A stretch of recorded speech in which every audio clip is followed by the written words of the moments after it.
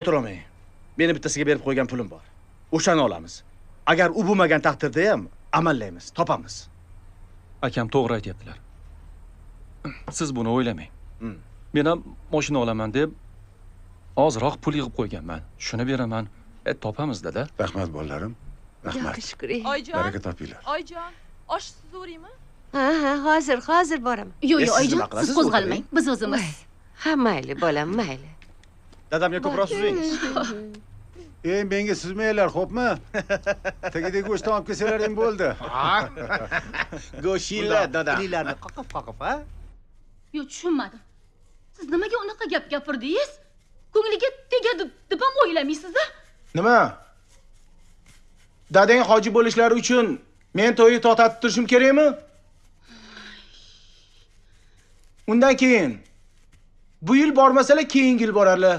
Nasib qilsa kelasi yil yuboramiz. Baraka topkur. O'sha to'yni ixchamgina qilib o'tkazsak bo'ladi-ku.